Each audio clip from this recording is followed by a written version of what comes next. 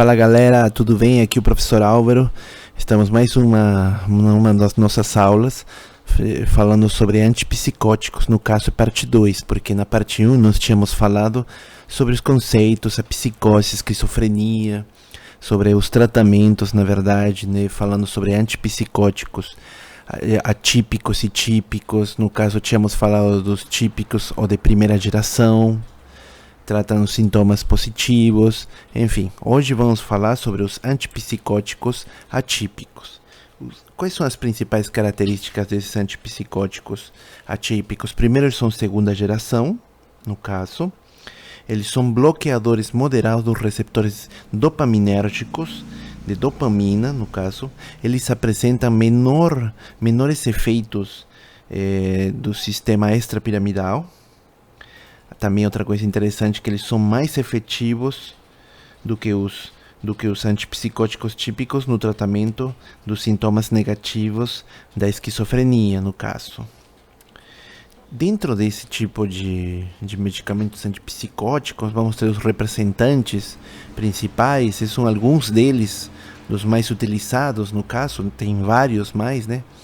Os principais, né, podemos falar a clozapina, a olanzapina e a quetiapina. Eles são uma tríade, né, uns três assim, bem importantes, bastante utilizados. Assim também temos a risperidona, o aripiprazol, a acenapina, paliperidona, ciprasidona, a sotepina, também bem conhecido, o serindol e a amisuprida. Eles são representantes, no caso desses antipsicóticos atípicos. E como entender o funcionamento desses mecanismos, né, através do seu mecanismo de ação? Como tínhamos falado no início, eles são bloqueadores moderados dos receptores dopaminérgicos. Assim também eles são antagonistas combinados com quem? Com receptores D2 especificamente, de dopamina 2. Lembra que tínhamos falado que são 5 tipos, e dentro deles o receptor dopamina 2 é o mais utilizado, e o 5-HT2 da serotonina.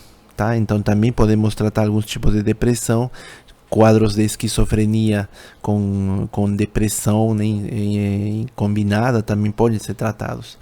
A clozapina e a olanzapina, além de ser antagonistas combinados de receptores D2, eles também são antagonistas dos receptores D4 da dopamina, ou receptores dopaminérgicos.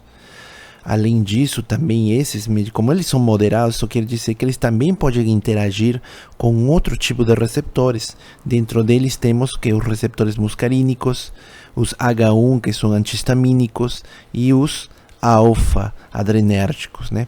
E só que quando interagem com esse tipo de receptores que acabei de citar, aí isso estabelece o perfil de efeitos colaterais que vamos ver mais para frente. Os usos clínicos gerais desses, no caso, antipsicóticos atípicos de segunda geração, vamos ter primeiro que nada esquizofrenia, na qual com os sintomas positivos e negativos, o transtorno obsessivo-compulsivo, transtornos bipolares, depressão, né, por causa da ligação com o receptor 5-HT de serotonina, síndrome de Tourette, né? Quais são essas reações adversas que esses medicamentos vão apresentar? No caso, essas reações adversas vão ter menores efeitos secundários, não, dos sintomas extrapiramidais, menos efeitos colaterais também anticolinérgicos. No caso, a ciprasidona e a tioridacina, eles aumentam o intervalo QT, no caso, durante o processo de contração do coração também, né? Além disso, a olanzapina e a clozapina, elas aumentam o ganho de massa corporal, o aumento de peso. A clozapina, ela também provoca a granulocitose. Isso significa que vai ter uma perda de células agranulocíticas.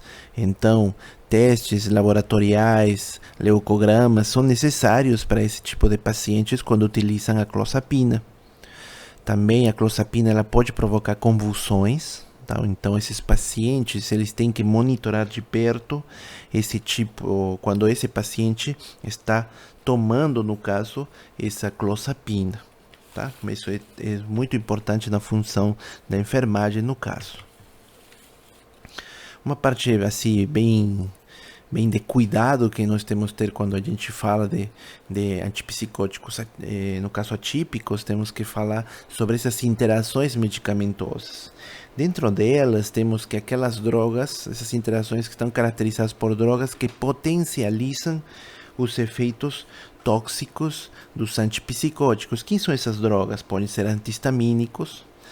Temos também o álcool, bebidas alcoólicas, também podem potencializar os efeitos tóxicos desses antipsicóticos, analgésicos, barbitúricos e tranquilizantes. Então, essas que acabei de citar, elas potencializam os efeitos tóxicos dos antipsicóticos. Também tem, no caso, alguns produtos fitoterápicos, como o Hipericum perfuratum, né?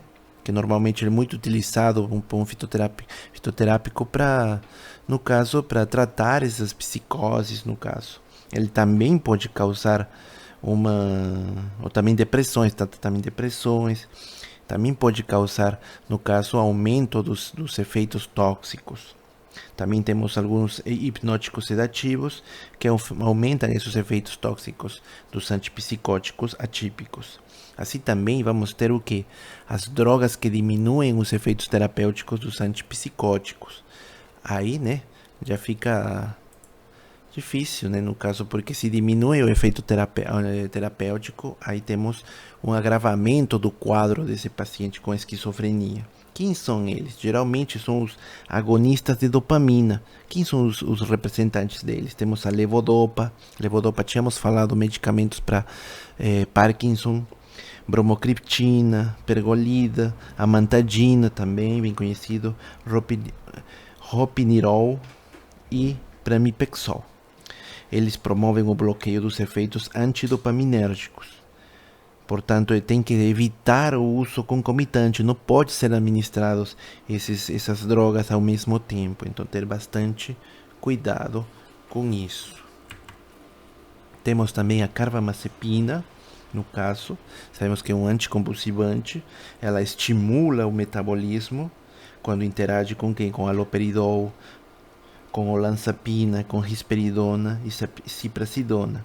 Então, nesse caso, nós temos que regular essa dosagem do antipsicótico, porque senão ele não vai exercer seu efeito, ele vai ser eliminado rapidamente. Assim também temos a fenitoína, né, que estamos mostrando aqui.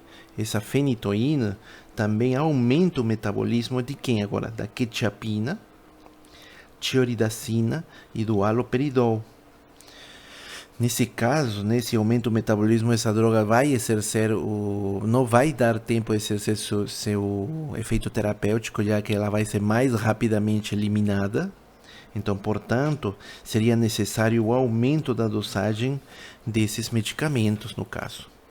Quando a gente fala agora de bloqueadores beta-adrenérgicos, né, temos aqueles que trabalham, no caso tínhamos falado, né, com o coração, funções cardíacas.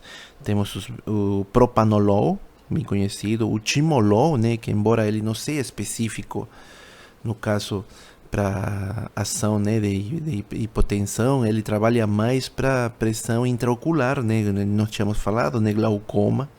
Também temos o nadolol e o pindolol. Então, o que vai acontecer com isso? Esses agentes beta-bloqueadores adrenérgicos vão aumentar significativamente os efeitos hipotensivos dos agentes antipsicóticos. Então, pode provocar o que? Aquela conhecida, né, efeito colateral esperado, já que é a hipotensão ortostática.